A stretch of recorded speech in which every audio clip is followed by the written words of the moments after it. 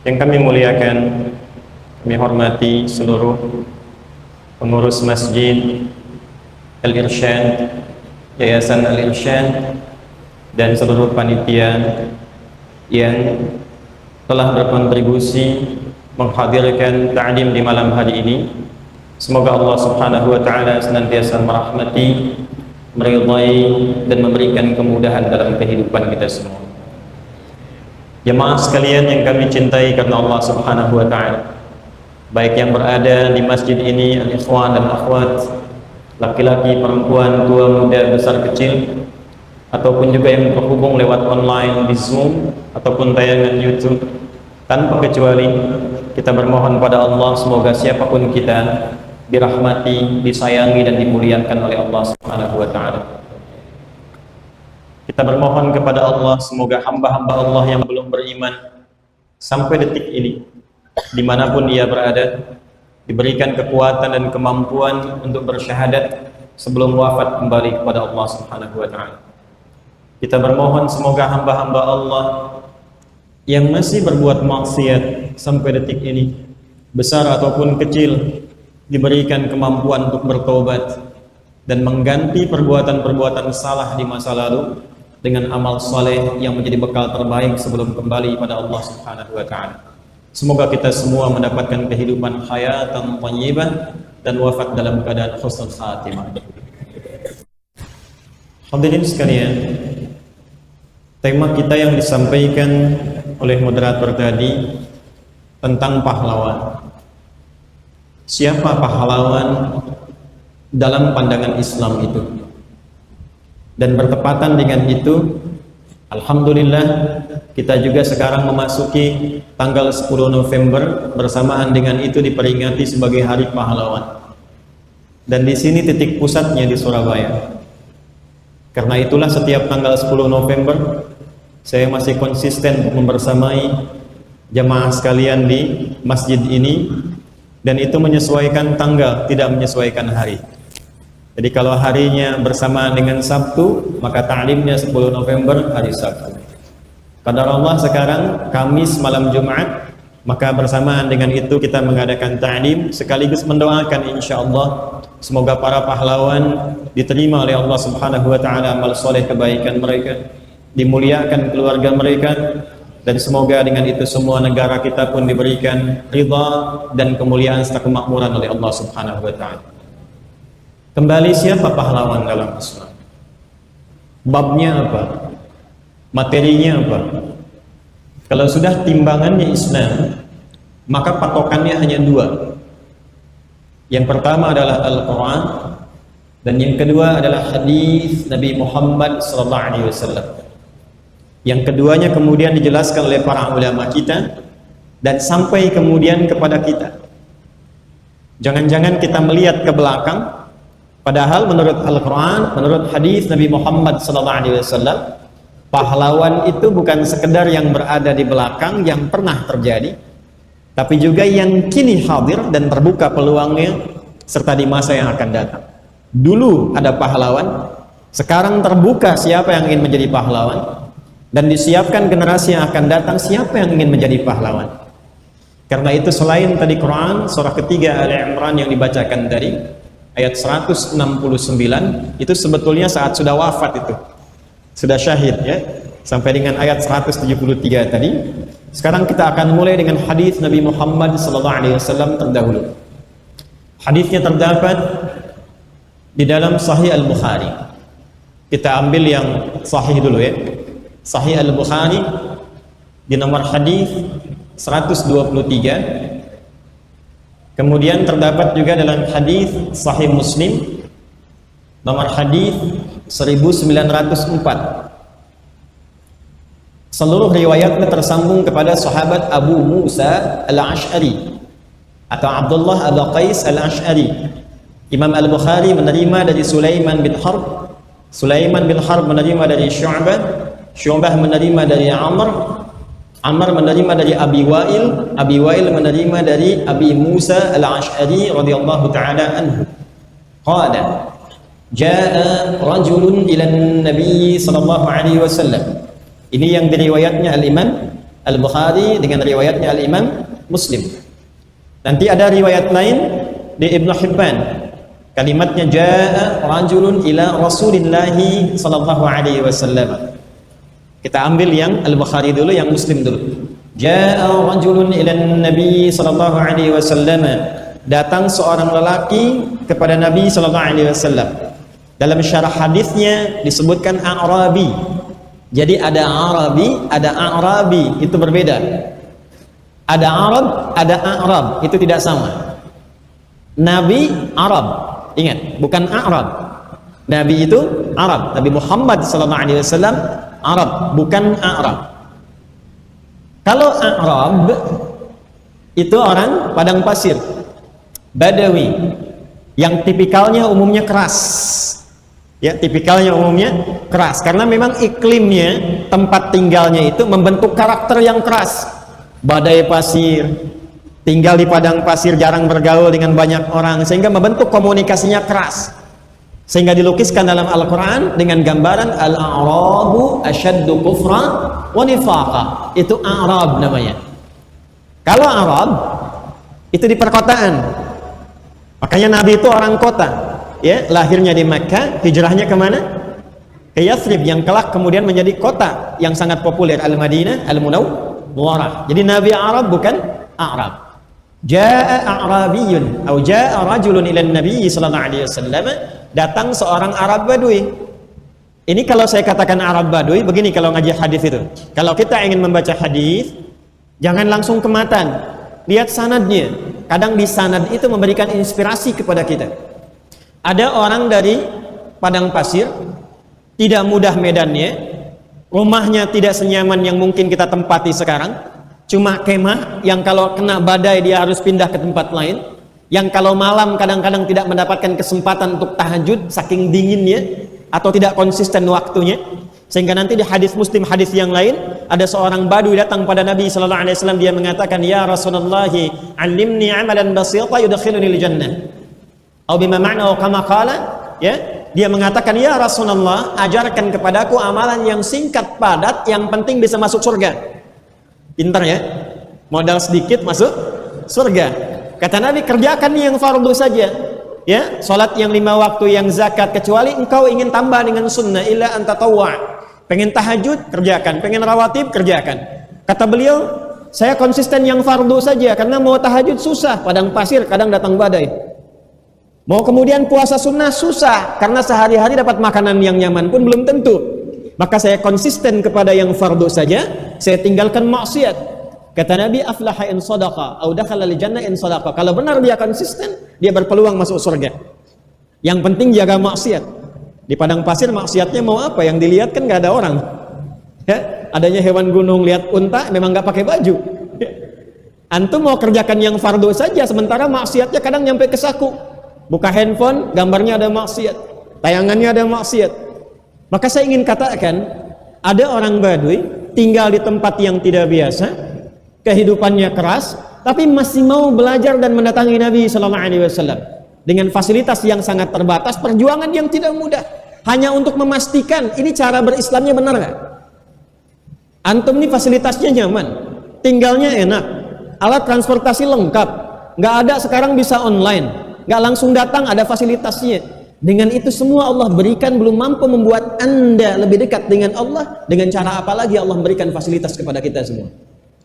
Maka datang seorang Arab Badui ini hanya untuk mengonfirmasi kepada Nabi sallallahu alaihi wasallam tentang pahlawan dalam Islam. Tentang pahlawan dalam Islam. Maka dia berkata, "Ya Rasulullah, wahai Rasulullah, rajulun yuqatilu syaja'atan wa rajulun yuqatilu hamiyatan wa rajulun yuqatilu riya'an ayyun dzalika fi sabilillah." Ya Rasulullah, ada 3 orang pejuang. Tiga-tiganya kalau kelihatan manusia itu terlihat pahlawan semua. Tiga-tiganya dia berjuang dengan sangat luar biasa. Tiga-tiganya kelihatan pemberani, tapi motifnya berbeda. Satu, rajulun yuqatilu syaja'atan. Ada orang berjuang dengan sungguh-sungguh hanya untuk tampil berani, tampil hebat. Ini dia yang paling depan. Ini yang paling luar biasa, ini yang tidak mengenal takut. Sehingga dengan keberaniannya itu, dia bahkan mampu berada di saf, ya, paling pertama, deretan pasukan yang pertama, dan bisa berhasil menaklukkan banyak musuh. Yang kedua, rajulun yuqatilu hamiyatan. Ada orang yang berjuang karena fanatisme atau keinginan untuk membela kaumnya. Ada datang untuk membela sukunya. Ada datang untuk membela kampungnya. Ada datang untuk membela negerinya.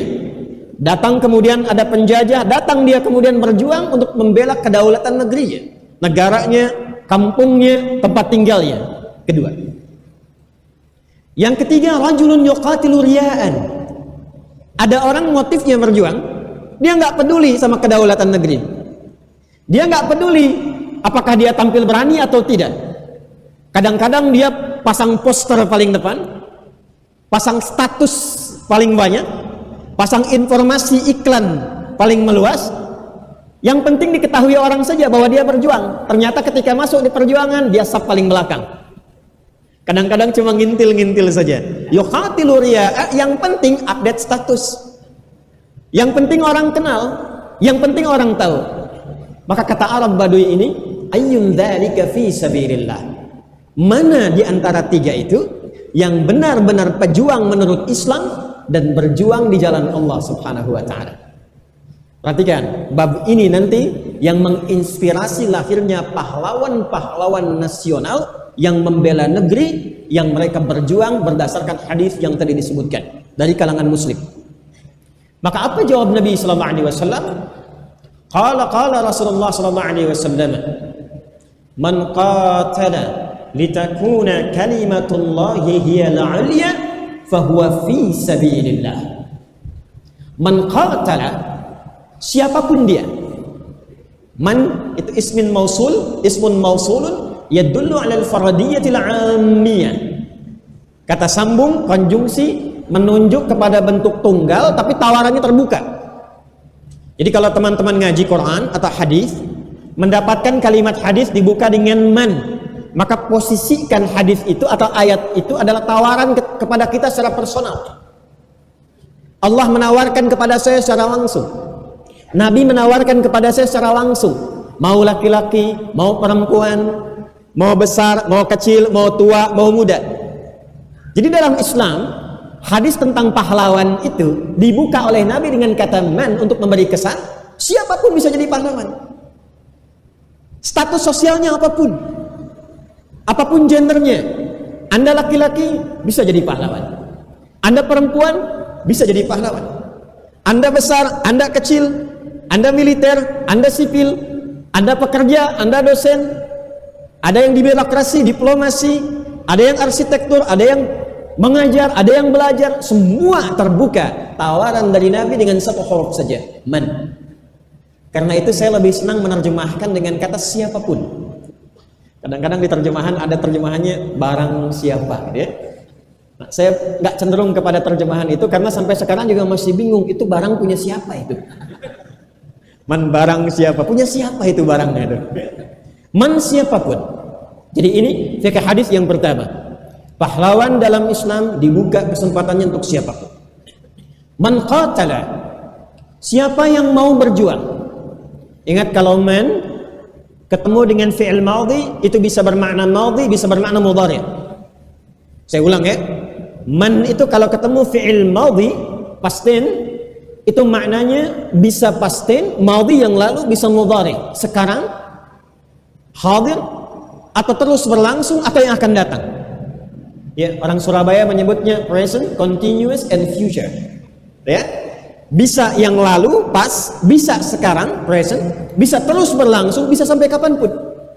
Seakan Nabi ingin mengatakan, hey, pahlawan itu bukan hanya berlaku gelarnya bagi yang telah lalu saja, yang menghadirkan banyak peluang kebaikan yang kita nikmati sekarang. Ada pahlawan-pahlawan di bidang pendidikan. Ada pahlawan yang membuka kemerdekaan yang kita bisa rasakan sekarang. Betul, mereka pahlawan. Kita hormati, kita sayangi, kita muliakan, kita doakan di masa lalu. Tapi kata Nabi, orang sekarang pun bisa jadi pahlawan. Karena ada mudhari'nya. Siapa yang menginginkan sekarang jadi pahlawan? Bagus kita kenang jasa di masa lalu, tapi nama kita pun mesti dituliskan nanti yang dikenang generasi kelak dan diabadikan sampai ke akhirat. Itu tawaran dari Nabi SAW. Man qatala, siapapun yang mau berjuang, baik yang telah berjuang di masa lalu atau yang kini mau berjuang atau di masa depan yang akan kita siapkan. Karena nanti ada golongan para sahabat yang ketika mendengar hadis ini bahkan mereka menyiapkan keturunan mereka untuk berjuang di masa depan. Jangan salah. Dan nanti banyak para ulama menyiapkan anak-anaknya untuk berjuang di masa depan. Ada yang di bidang pendidikan. Antum pernah dengar namanya Abbas, paman Nabi sallallahu alaihi wasallam? Abbas bin Abdul Muttalib. Ya, beliau usianya beda 3 tahun dengan Nabi sallallahu alaihi wasallam. Punya anak pertama namanya Fudail. Ya, nanti anak bungsunya namanya Abdullah. Beliau itu seorang pedagang, pebisnis. Kesibukannya berdagang. Dan orang pertama yang dibebaskan dari riba oleh Nabi sallallahu alaihi wasallam. Bebas dari riba, hartanya makin bertambah, bisnisnya makin sukses. Tapi dibalik semua kesibukannya, masih mampu beliau untuk hadir di majlis Nabi. Kalau kita gambarkan dalam sepekan itu masih punya jadwal untuk ngaji. Bayangin paman Nabi, pebisnis, sukses, punya jadwal belajar sama Nabi, weekend masih ngaji. Sampai Nabi meninggal sallallahu alaihi wasallam, hafal hadis 200 hadis. Antum coba tanya, antum siapa? Paman Nabi bukan. Ponakan Nabi bukan, pebisnis gak sukses Abbas gitu kan. Antum sesibuk apa sampai ngaji pun gak punya waktu. Nah beliau punya visi, saya boleh sibuk ngaji, saya punya waktu terbatas, tapi saya siapkan anak bungsu saya Abdullah untuk berjuang di masa depan khusus di bidang agama. Maka sejak kecil dibawa ke majlis Nabi. Kalau beliau gak bisa nemani karena sibuk berbisnis berdagang, maka dititipkan di majlis Nabi. Dari mulai kecil belajar berjalan sampai dibelai oleh Nabi, didoakan Allahumma faqihhu fid din wa 'allimhu ta'wil. Hadirin, begitu Nabi meninggal sallallahu alaihi wasallam, Abbas hafal radhiyallahu taala anhu 200 hadis, anaknya Abdullah hafal 2000 hadis. Karena itulah nanti di dalam ilmu hadis, kalau ada ayah menyiapkan anaknya berjuang, lantas kemudian anaknya tumbuh berhasil, bapaknya meninggal, anaknya hidup, semua hadis yang diriwayatkan oleh anaknya maka disebutkan nama bapaknya di situ. Nama anaknya dihilangkan, disebutkan anak laki-laki saja, lalu disebutkan nama bapak setelahnya. Karena itu kalau ada Abdullah meriwayatkan hadis, maka tidak disebutkan Abdullahnya, selalu disebutkan Ibnu Abbas radhiyallahu taala anhu. Kita baru bangun tidur itu, bangun tidur, apa doanya?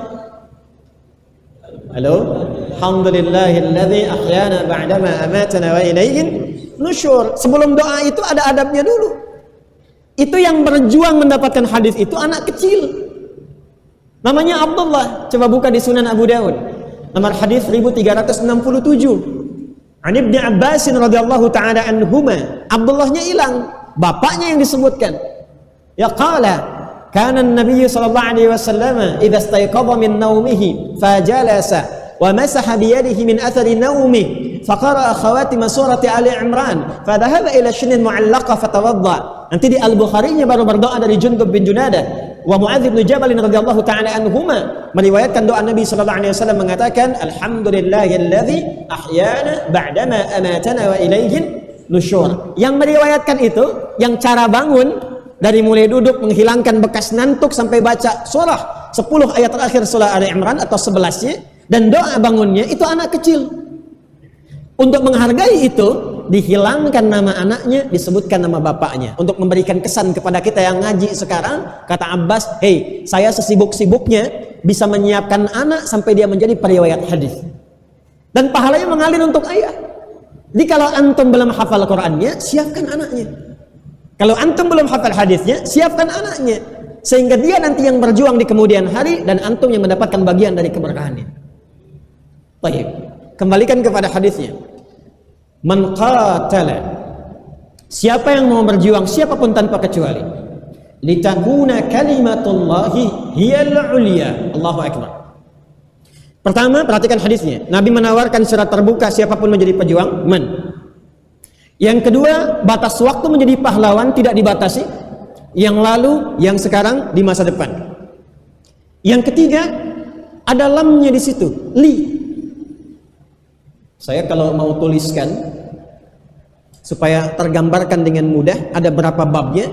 Sehingga di situ nanti ada petunjuk bab pahlawan menurut hadis Nabi Muhammad SAW. Terurut kurikulumnya. Saya boleh berdiri ya? Boleh? Baik, khair. Bismillah. Maksud saya supaya kajian kita lebih terpola dan lebih terukur pembahasannya. Perhatikan sini. Maaf, ini kelihatan ya belakang? Sana belum, sana kelihatan. Luar biasa ya. Hari pahlawan spesial. Imannya begitu kuat sampai belum saya tulis sudah kelihatan. Pahlawan, botol. Pahlawan. Baik. Gini ya. Perhatikan referensi hadisnya. Kita tuliskan dulu satu. Tadi ada di mana? Al-Bukhari. Nomor hadisnya gampang. 1, 2, 3. Hadis Muslim. Nomor hadis 1904. Rawinya sahabat Abu Musa Al-Asy'ari. Babnya 1. Perhatikan. Man.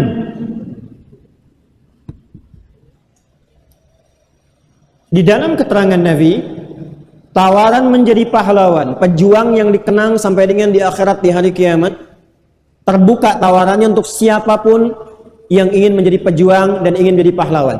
Menggunakan kata man, tawarannya sifatnya terbuka. Jadi kalau hadis menawarkan sampai dengan malam ini, dan Anda mendengar itu, Anda mengetahuinya, dan tidak semua orang bisa menyaksikan tayangan di hari ini, belum tergugah untuk menjadi itu, dengan cara apa lagi Allah mengangkat derajat kita. Itu maksudnya. Yang kedua, qatala, bentuknya fi'il madhi terletak setelah man, menunjuk kepada 3 waktu bersamaan. Waktu lampau, kini, sekarang, dan yang akan datang, masa depan. Kalau dulu ada yang jadi pahlawan, bagaimana menyikapinya? Nanti ada hadisnya. Sekarang kita hidup di masa ini, bagaimana cara menjadi pahlawan? Nanti yang boleh jadi kita tidak hidup di masa depan, bagaimana menyiapkan anak keturunan kita jadi pahlawan di masa depan dan bersama-sama memberikan syafaat untuk bisa masuk surga. Ada hadisnya nanti. Ini babnya. Jadi sekarang kita membahas bersamaan untuk orang terdahulu, orang sekarang, dan orang yang akan datang. Jelas sampai sini? Baik, teruskan. Bagaimana seseorang yang ditawarkan oleh Nabi ini, laki-laki, perempuan, besar, kecil, tua, muda, bisa menjadi pahlawan? Syarat yang pertama, lam, 1 huruf saja.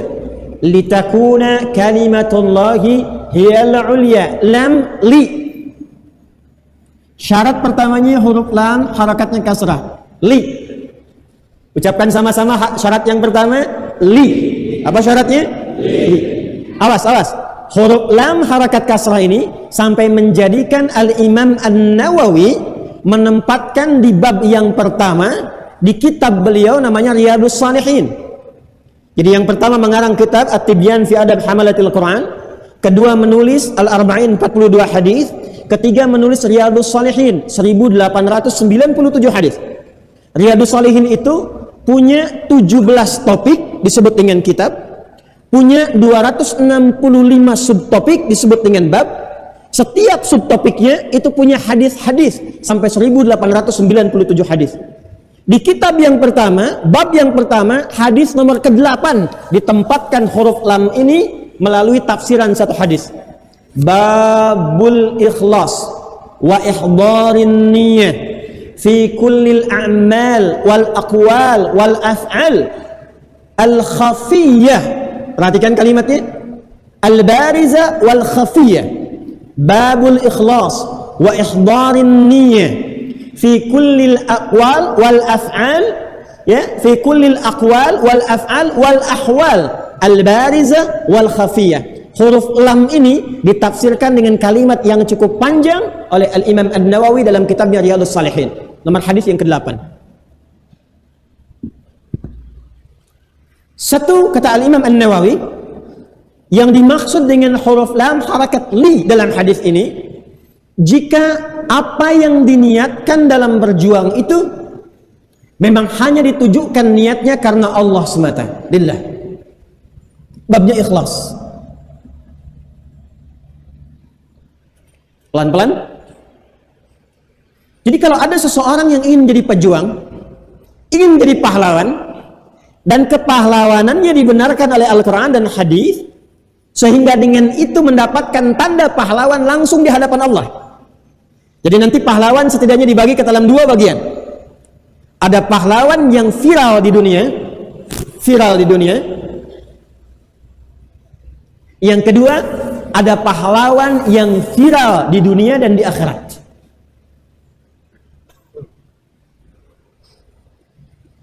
Tenang, pelan-pelan. Satu, ada pahlawan yang hanya akan viral di dunia. Jadi dikenal di dunia, disebutkan, dituliskan, disebarkan, diajarkan, disampaikan perjuangannya. Tapi ketika pulang ke akhirat, viralnya hanya berhenti di dunia saja. Di akhirat selesai kemudian kisahnya. Quran surah ke-25 Al-Furqan di ayat ke-23.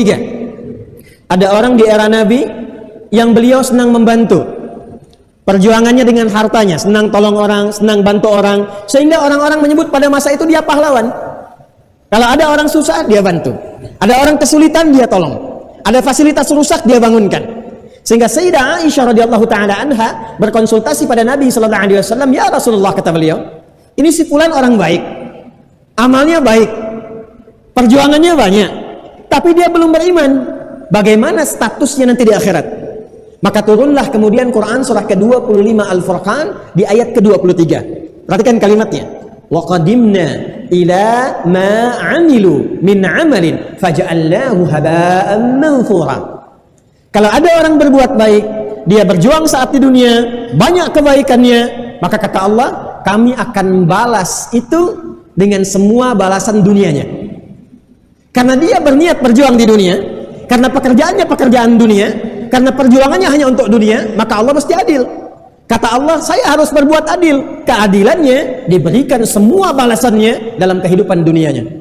Wa qadimna ila ma 'amilu min 'amalin. Demi keagunganku, kata Allah, aku jadikan semua perjuangan dunianya dibalas semua di dunia. Jadi di dunia diapresiasi, dikenang, viral, diberikan kemudian penghargaan, diberikan kemuliaan, diberikan kebaikan-kebaikan. Tapi kalau tidak membawa bekal akhirat, faja'alnahu haba'an manthura, maka selesai di dunia, di akhirat hukumnya berubah menjadi bekal akhirat. Pelan-pelan. Karena itulah untuk memastikan setiap perjuangan itu bukan hanya punya nilai dunia, tapi juga terbawa sampai ke akhirat, maka syarat yang pertama, pastikan dalam berjuang itu lamnya hadir. Pelan-pelan ya, pelan-pelan. Saya tanya sebentar dulu gini, supaya logika kita jalan. Kita sekarang hidup di mana? Di dunia. Nanti meninggal tidak? Kita tinggalkan nggak ini? Karena itu diumumkannya meninggal dunia, kan ya? Telah meninggal dunia. Pertanyaan saya, kalau meninggal dunia, meninggalkan dunia, perginya kemana? Perginya kemana? Tahu dari mana? Pernah ke situ? Kan baru informasi yang kita dapatkan kan? Kemudian kita mengantarkan kan? Beruntung bersyukurnya kita, dalam Islam itu komplit semua. Anda nggak akan pernah temukan di dalam Islam kecuali petunjuk yang menjelaskan semua aktivitas kita dengan detail. Nggak ada satupun kegiatan kecuali petunjuknya ada di Quran dengan hadis. Bangun tidur ada petunjuknya, makan ada petunjuknya, berpakaian ada petunjuknya. Sampai kita pindah alam pun cara pindahnya, bagaimana sakaratul mautnya, yang tenang bagaimana, yang gelisah bagaimana, sampai pindah ke alam berikutnya ada keterangannya. Sekarang kita di sini dunia. Pindah kemana nanti? Ke waiting room. Namanya kubur, sifatnya barzakh. Afala ya'lamu idza bu'thira ma fil qubur. Sifatnya disebut dengan barzakh. Dari sini nanti terakhir kemana? Ke akhirat. Ya, ada tak di ujungnya. Ingat, ada akhir, ada akhirat. Kalau ada tak di ujungnya, berarti itu ujung sesuatu yang tidak ada awalnya lagi setelah itu. Jadi kalau kita berada di satu tempat, ini ujung yang gak ada awalnya lagi setelah itu, maka disebut dengan akhirat namanya. Jelas sampai sini? Baik. Jadi kalau sudah nyampe sini, kalau di sini kita bahagia, bahagia selamanya, karena gak ada lagi setelah itu alam. Tapi kalau di situ fakir, fakir selamanya. Waiting room, pemisah antara dunia dengan akhirat, disebut dengan kubur atau sifatnya disebut dengan barzakh. Sekarang apa yang mau saya sampaikan? Pelan-pelan. Kita sekarang ada di dunia. Tepatnya di Al-Irsyad. Kan? Di Masjid Al-Irsyad di wilayah apa namanya ini? Ampel namanya. Baik. Yang dari Sidoarjo ada? Yang dari Malang ada? Ada. Yang dari luar Surabaya ada? Ada. Bahkan yang dari luar Indonesia ada? Ada. Boleh jadi yang terhubung banyak dari sini di Zoom, di YouTube, bukan hanya dari Indonesia. Mungkin dari Amerika, mungkin Saudi, mungkin Jepang dan sebagainya. Pertanyaan saya, semua masuk dunia atau tidak? Masuk. Perhatikan pelan-pelan, pelan-pelan. Anda dari Sidoarjo misalnya, datang ke Ampel ke sini. Kalau nggak ada bekal bisa datang nggak? Nggak bisa. Anda dari Ampel mau ke Jakarta, nggak ada bekal, bisa berangkat nggak? Tidak. Baik, toilet di Ampel dengan toilet di Kampung Rambutan sama nggak? Bayarnya sama nggak? Kalau dari Indonesia mau ke Malaysia, bekalnya sama nggak? Maaf. Uangnya bentuknya sama nggak? Beda. Kalau ke Amerika, sama nggak uangnya? Mata uangnya sama nggak? Antar dunia saja, bekalnya sudah beda. Antar dunia. Sekarang Anda mau pindah, meninggalkan dunia, masa bekalnya sama? Paham nggak sampai sini? Kita mau sini pergi ke Malaysia, bawa rupiah dipakai transaksi, bisa nggak? Pergi ke Amerika, ke Kanada, ke Eropa, ke Swiss, bawa rupiah dipakai transaksi, bisa nggak? Tukar dulu ke mata uang setempat, baru digunakan. Artinya bekalnya udah beda. Anda mau ke Singapura pakai hukum Surabaya, bisa nggak? Nggak bisa. Sekarang Anda meninggalkan dunia, interdunia saja, antar dunia, bekalnya sudah beda. Hukumnya sudah tidak sama. Sekarang Anda melogikakan pindah keluar dunia, pengen sama bekalnya ya jelas beda. Paham sampai sini?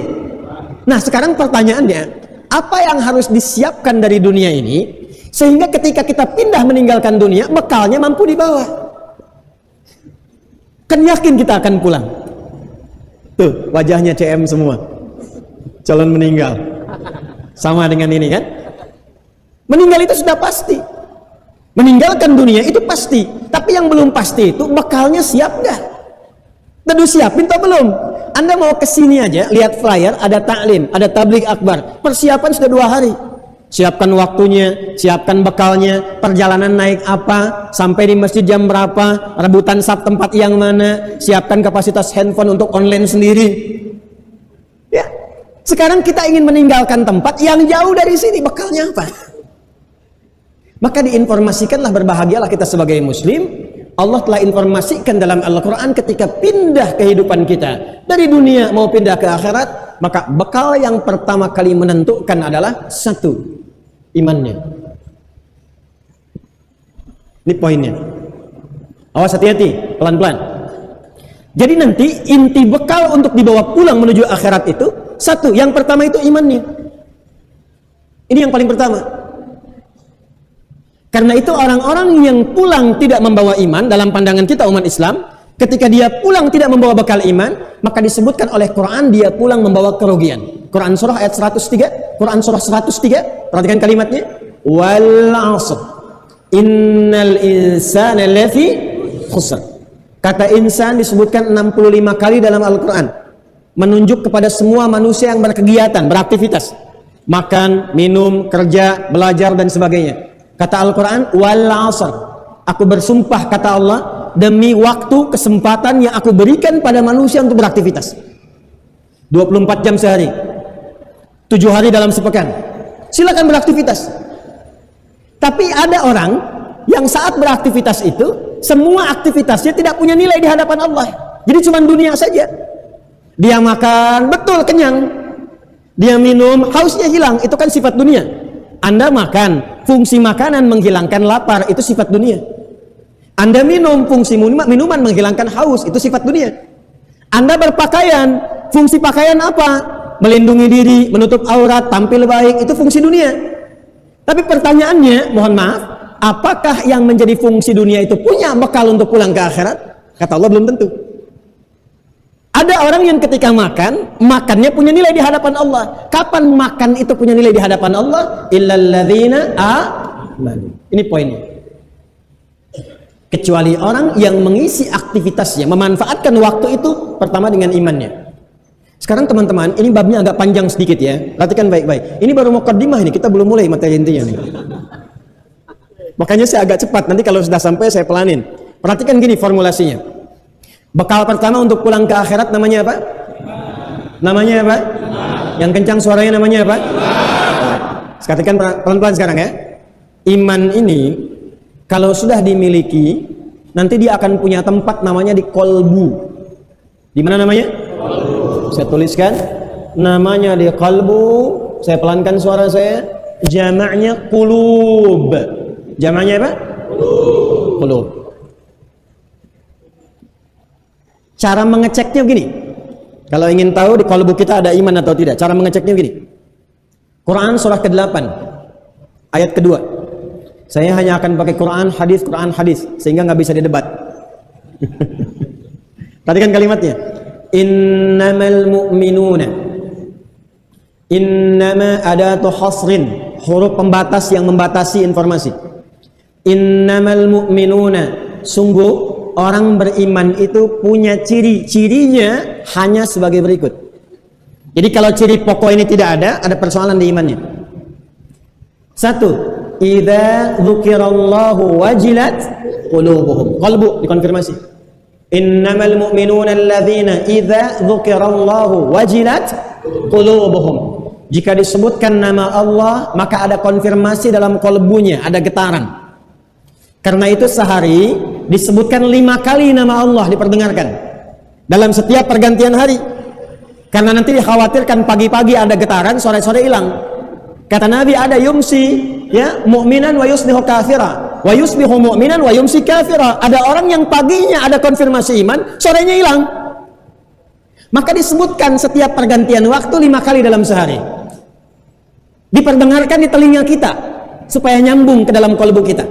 Dalam bahasa Arab telinga disebut dengan udhunun, jamaknya disebut dengan adhanun. Maka setiap hari diperdengarkan azan, panggilan yang sampai ke telinga kita. Bukankah kalimat pertama azan, Allahu Akbar, Allahu Akbar. Idza dzukirallahu, kalau disebutkan nama Allah, wajilat qulubuhum. Perhatikan, saat diperdengarkan Allahu Akbar, Allahu Akbar, pernah nggak merasakan getaran dalam hati? Nggak bisa kelihatan, cuman terasa. Hei, sudah azan, cepat siap-siap. Pernah ada begitu? Nah, itu yang disebut getaran iman. Jadi kalau imannya sudah ada, mendengar nama Allah, Allahu Akbar, ada konfirmasi. Yang belum punya itu, nggak bisa punya getaran itu. Atau yang itunya hilang, imannya hilang, yumsi kafira, nggak akan punya getaran itu. Allahu Akbar. Suara apa sih ini? Toanya kekencangan tuh. Tapi kalau ada konfirmasi iman, getarannya beda. Nah, itu iman namanya. Nanti semakin kuat, maka dia akan menjadi cahaya membimbing semua bagian tubuh kita. Nanti ada iman standar, gini.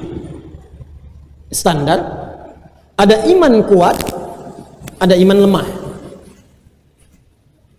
Allahu Akbar. Subuh besok jam berapa? Subuh jam berapa?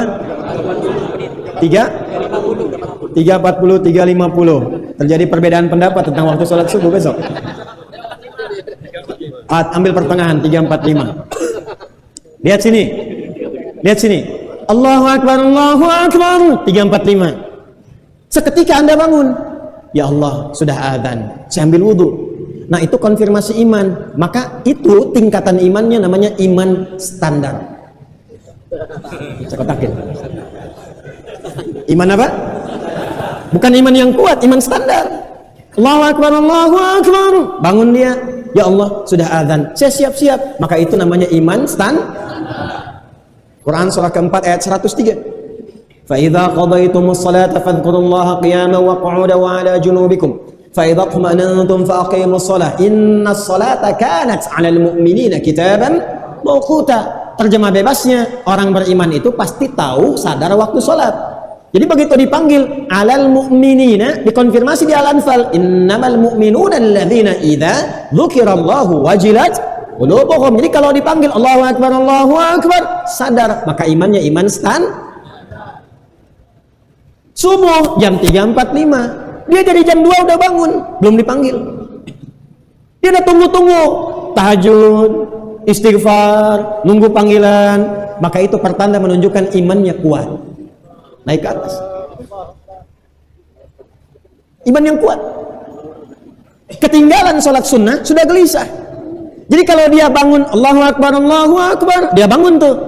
Itu yang keluarnya bukan, ya sudah adzan, bukan, ya Allah, astagfirullah saya terlambat. Padahal baru adzan.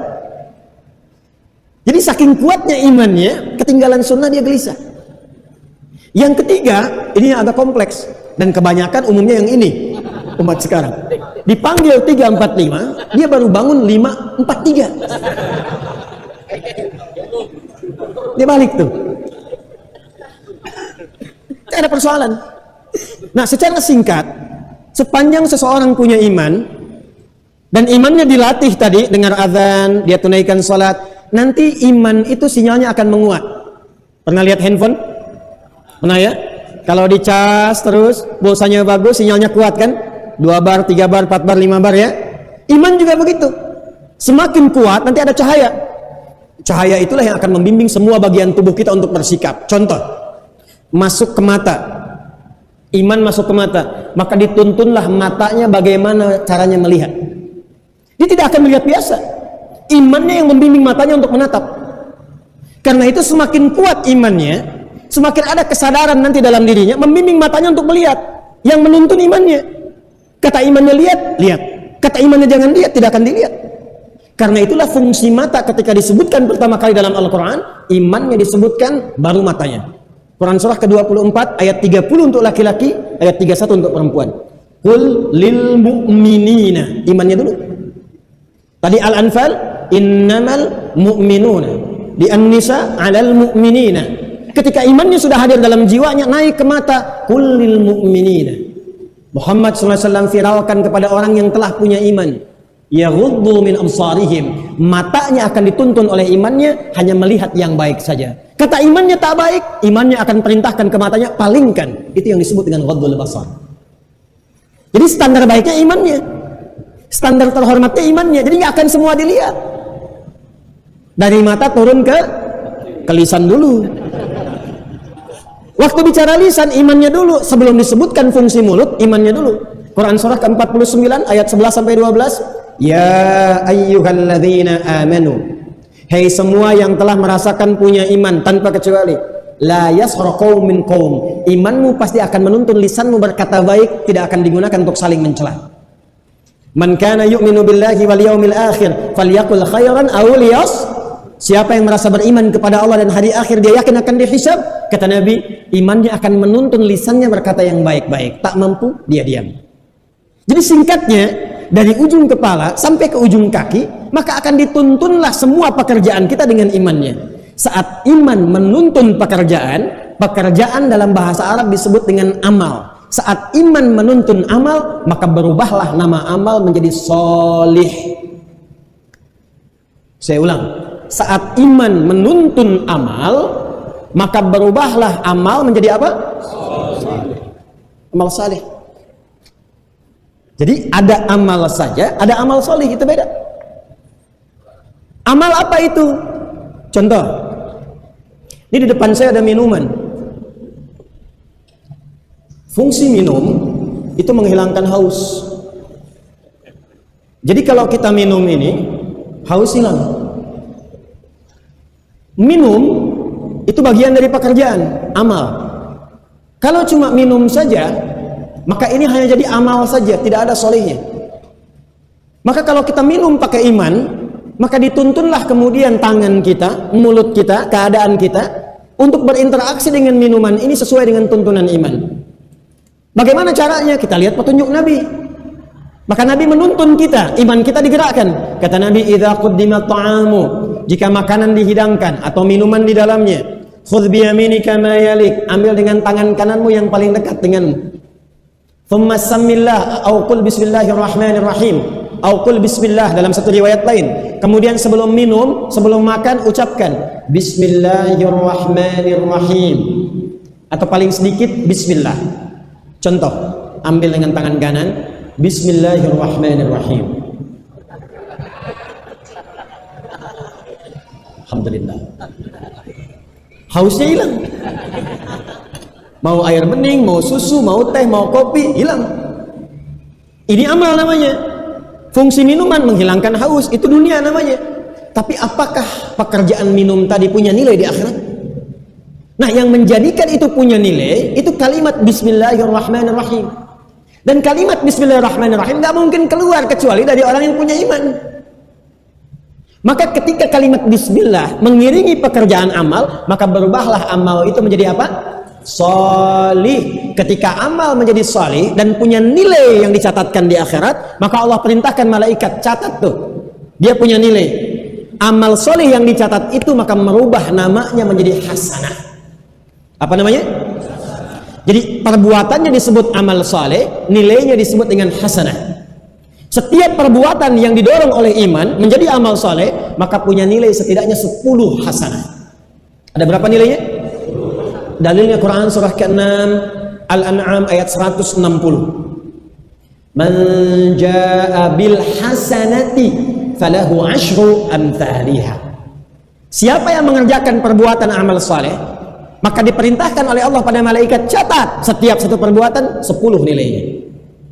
10 itu ngitungnya jangan begini 1, 2, 3, 4 sedikit. Di hadis Muslim disebutkan jarak 1 ke 2 500 tahun, 2 ke 3 500 tahun, 3 ke 4 500 tahun. Antum baru datang ke masjid, belum ngapa-ngapain tapi niatnya untuk ibadah, baru datang dapat 25 kebaikan. Jarak 1 ke 2 500 tahun, 2 ke 3 500 tahun, 3 ke 4 500 tahun. Jadi perbuatannya disebut amal saleh, nilainya disebut apa tadi? Hasanah. Nah, hasanah ini nanti yang dituliskan akan dikonfirmasi di akhirat. Jadi perbuatan kita di dunia dituliskan jadi hasanah, di akhirat ditunjukkan dalam bentuk kitab. Dalam surat Al-Isra, Iqra kitabak, kafa bi nafsika al-yawma 'alaika hasiba. Itu yang dituliskan. Nanti setiap 1 ke 2, 2 ke 3 yang tadi 500 tahun, itu setiap poinnya disebut dengan ajrun namanya. Apa namanya? Ajrun. Inna hadzal qur'ana yahdi lillati hiya aqwam wa yubashshirul mu'minina alladhina ya'maluna as-salihati anna lahum ajran kabira. Kan hasanah tadi yang dibaca imam salat maghrib, surat Al-Kahf, ya. Yang ini surah Al-Isra, ya, anna lahum ajran kabira.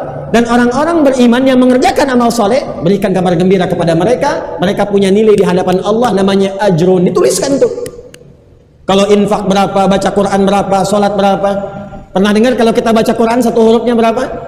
Tahu dari mana? At-Tirmidzi nomor hadis 2010 kan? Man qara'a harfan min kitabillahi falahu 'asyru hasanat. Walam aqul alif lam mim harfun, ya, walakin alifun harfun, lamun harfun, mimun harfun, wa likulli harfin 'asyru hasanat. Anda baca satu huruf dituliskan langsung 10. Itu hasanat. Satu keduanya, 2 ketiganya disebut dengan ajrun namanya. Lahum ajrun ghairu mamnun. Infak dapat berapa infak? 700 tuh kalau ngitung sendiri. Kalau hitungan Quran paling minimal, maksimal lebih daripada itu. Cuman problemnya ayatnya sering dipotong. Al-Baqarah ayat 261. Mathalul ladzina yunfiquna amwalahum fi sabilillah kamathali habbatin 1 ambatat sab'a sanabil 7 fi kulli sumbulatin mi'atu habbah 100. 1 kali 7 kali 100. Cuman ayatnya sering dipotong sampai sini. Teruskan ayatnya, teman-teman. Wallahu yudha'ifu liman yasha' wallahu wasi'un. Bagi yang berhitung aku berikan sesuai hitungan, tapi bagi yang tidak pernah berhitung aku berikan pahala tanpa hitungan. Itulah hasanah. Jadi pastikan semua perbuatan dunia kita jadi amal soleh, pastikan punya nilai hasanah. Bangun tidur hasanah, minum hasanah, makan hasanah, kerja hasanah, semua hasanah. Makanya kita sering berdoa, dunianya dapat hasanah, di akhiratnya nampak hasanahnya. Maka diajarkanlah di Quran doa itu di Al-Baqarah ayat 201. Wa minhum man yaqulu rabbana atina fid dunya hasanah wa fil akhirati hasanah wa qina adzabannar. Nah, itu konsep hidup kita begitu. Iman dan amal saleh, keduanya melahirkan hasanah, hasanah melahirkan ajrun namanya pahala. Nah, itulah yang akan dapatkan rahmat Allah mengantarkan kita ke surga. Karena itulah kalimat surga dalam Al-Quran ketika disebutkan dibuka dengan iman dan amal saleh. Al-Baqarah ayat 25. Wa basyiril ladzina amanu wa 'amilus salihati anna lahum jannatin tajri min tahtihal. Di antara sekian banyak amal saleh ada satu yang sangat istimewa. Sampai saking istimewanya dia diberikan keistimewaan, privilege langsung oleh Allah untuk memberikan syafaat kepada 70 anggota keluarganya. Pelan-pelan ya. Di antara sekian amal soleh, dan konsep hidup kita kan amal soleh. Ini maaf ya, maaf sekali dengan kalimat ini. Sampai dengan malam ini, coba evaluasi, tinjau diri kita. Pekerjaannya sudah jadi amal soleh belum? Sudah jadi ibadah belum? Bisa lihat ada wajah-wajah mahasiswa. Antum kuliah di kampus-kampus sekitaran ini, maaf, untuk ngejar ijazah atau untuk mengejar ridha Allah? Ayo. Antum lulus tuh pengen jadi sarjana atau pengen punya nilai di hadapan Allah? Ayo. Kok jadi bingung jawabnya? Antum orang tua nih, antum merawat anak tuh karena cinta atau karena Allah? Ayo tuh. Ibu yang di bawah tuh Bu, merawat anak itu karena cinta pada anak atau karena Allah? Karena beda nanti. Mama pengen mainan dibelikan cinta. Kenapa dibelikan Bu? Karena cinta pada anak. Pengen pakaian dibelikan. Kok dibelikan Bu? Karena cinta pada anak. Sayang anak, sayang anak. Pertanyaannya, apakah mainan yang diberikan itu mendekatkan dia kepada Allah? Apakah pakaian yang diberikan itu menjadikan dia diridhai oleh Allah? Jangan-jangan diberikan pakaian tapi auratnya terbuka. Diberikan mainan tapi jauh dari Allah. Katanya karena Allah, tapi disekolahkan di tempat yang tidak mengenal Allah. Sholat tidak mampu, baca Quran susah. Maka apa yang Anda lakukan dengan investasi Anda selama ini? Bekerja letih siang malam, harta banyak. Khawatirnya Anda meninggal bahkan tak mampu menyolatkan Anda. Ini pernah kejadian di satu tempat di Indonesia, saya nggak mau sebutkan tempatnya di mana. Bapaknya meninggal, anaknya nyewa orang untuk menyolatkan. Karena tak mampu menyolatkan. Maka apa fungsi harta yang selama ini dikumpulkan? Apa fungsi kemewahan yang selama ini dihadirkan kalau di ujung hayat tak mampu memberikan kebahagiaan sampai ke akhirat? Maka balik ke sini. Ada orang-orang yang semua kegiatannya menjadi amal soleh, tapi ada orang-orang yang visioner. Dia menginginkan amal solehnya punya nilai tertinggi di hadapan Allah Subhanahu wa Ta'ala. Yang saking tingginya, maka diberikan kesempatan oleh Allah langsung orang ini melalui Nabi Sallallahu Alaihi Wasallam sampaikan kepada golongan ini, dia bisa memberikan syafaat kepada 70 dari anggota keluarganya. Catat hadisnya. Sunan Abu Daud dalam tahqiq sahihnya, nomor hadis 2522. Rawinya Nimran bin Utsbah Az-Zimari. Dari Ummu Darda, dari Abu Darda, dari Nabi Sallallahu Alaihi Wasallam. Sudah? Kalau Anda ngaji kitabnya Syekh Hashim, ya, Syekh Muhammad Hashim bin Asy'ari yang mendirikan Nahdlatul Ulama, 31 Januari 1926, itu punya 19 kitab. Kitab pertamanya Adabul Alim wal Muta'allim, halaman 16, paling kanan sebelah atas, paragraf yang kedua. Ya. Karena saya ngajar kitab ini. Nanti cabangnya ke Abu Daud tadi. Kalau yang di kitab Adabul Alim wal Muta'allim, yashfa'u aw yushaffa'u yaumal qiyamati thalathatun, al-anbiya'u wal ulama'u wasyuhada'u. Tafsirnya di Abu Daud ini. Dari mana asalnya? Jadi asalnya begini, saya kisahkan dulu. Nimran ini punya bapak. Namanya Utsbah. Utsbah Az-Zimari. Sahabat Nabi sallallahu alaihi wasallam. Temannya Abu Darda. Jadi Abu Darda punya teman namanya Utsbah Az-Zimari. Nabi itu suka mempersaudarakan tuh. Sipulan dengan sipulan, sipulan dengan sipulan sesuai dengan karakternya. Dan menariknya, ini nanti orang tuanya berwasiat kepada anaknya. Kalau satu meninggal, anak-anak tetap menjaga silaturahim. Itu bisa kita praktekkan, Pak. Ya. Ini yang di Al-Irsyad nih, yang pengurus yayasan, yang di DKM. Jangan-jangan orang tuanya akrab, tapi lihat anaknya. Sampaikan kepada anaknya, bapak punya kawan si fulan. Ya, nanti teruskan ya, berkawan dengan anaknya juga, silaturahim bangun. Kalau abah tidak ada, kamu tetap kunjungi, datang ke sana, jalin silaturahim, itu sunnah. Sunnah. Maka ketika Utsbah syahid, karena ikut dalam medan juang, meninggal beliau syahid, maka anaknya meneruskan pesan bapaknya, datang mengunjungi rumahnya sahabat Abu Darda radhiyallahu ta'ala anhu. Qadarullah beliau sedang tidak di rumah, ketemu dengan istrinya. Maka ketika datang Nimran bin Utsbah Az-Zimari, beliau membawa kemudian saudara-saudaranya, adik-adiknya, diajak semua, dikenalkan ini teman bapak. Ini keluarganya teman bapak. Maka begitu terlihat oleh Ummu Darda radhiyallahu taala anha, kalimat pertama yang keluar di lisannya. Perhatikan, ini kalimat indah sekali.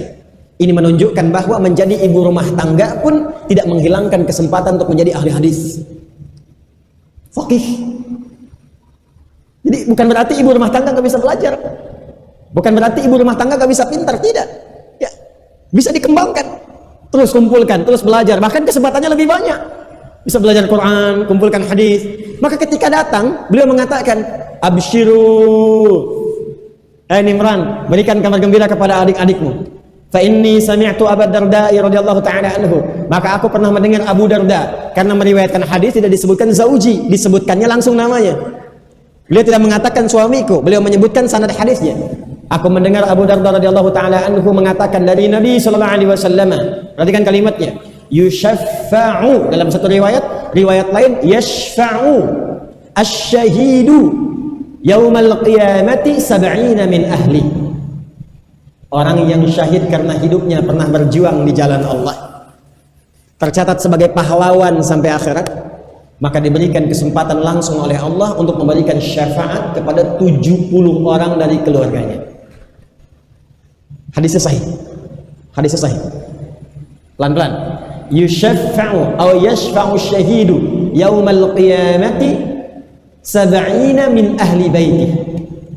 Akan diberikan kesempatan oleh Allah seorang yang syahid, yang hidupnya dia berjuang di jalan Allah, yang hidupnya dia menjadi pahlawan, yang tertuliskan dengan niat karena Allah, kemudian dia wafat, maka saat nanti dihidupkan di yaumil qiyamah, dihisab, bukan hanya hisabnya yang diringankan oleh Allah, tapi diberikan kesempatan ini, berikan syafaat untuk 70 orang anggota keluargamu.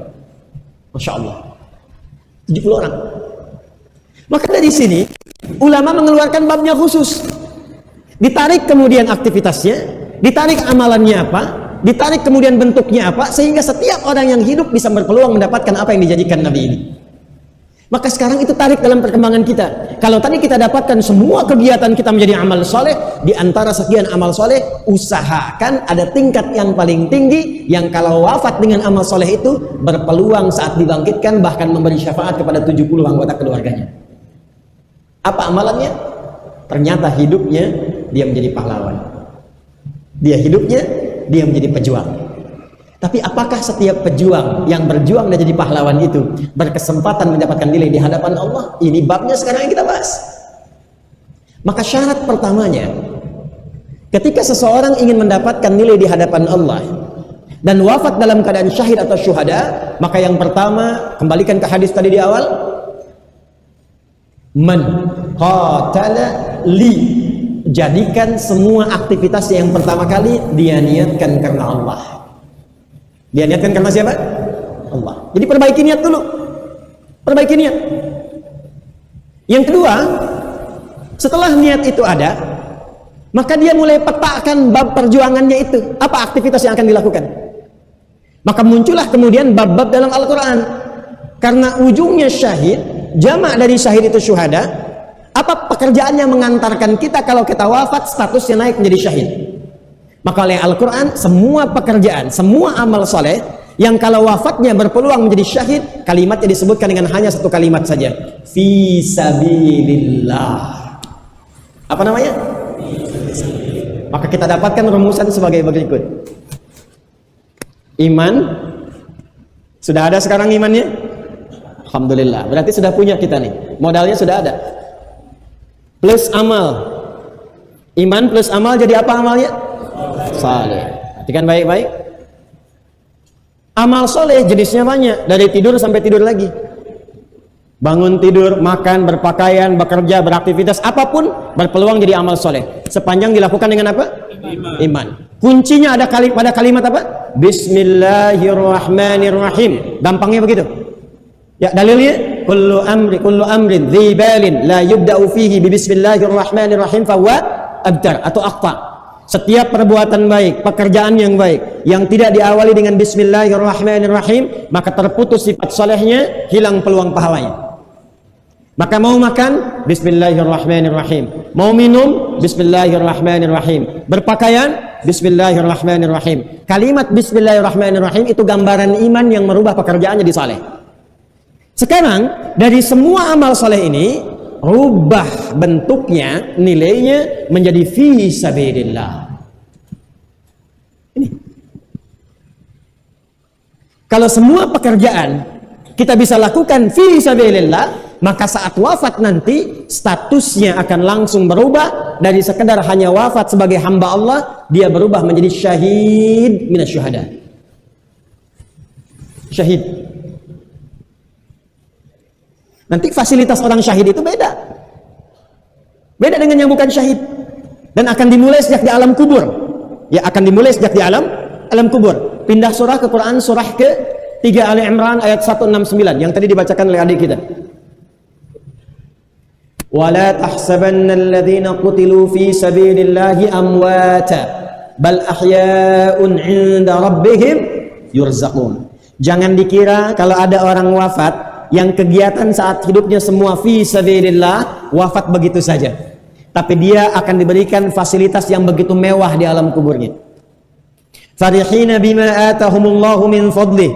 Saking mewahnya dia begitu gembira. Bahkan saking gembiranya, wa yastabshiruna billadzina lam yalhaqu bihim min khalfihim alla khaufun 'alaihim wa lahum yahzanun. Kalau dia mampu, dia akan kabarkan kepada keluarganya, enggak usah nangis, enggak usah meratap, jangan banyak bersedih. Kalau bisa cepat nyusul ke sini karena di sini lebih indah dibandingkan dengan apa yang kau alami di situ.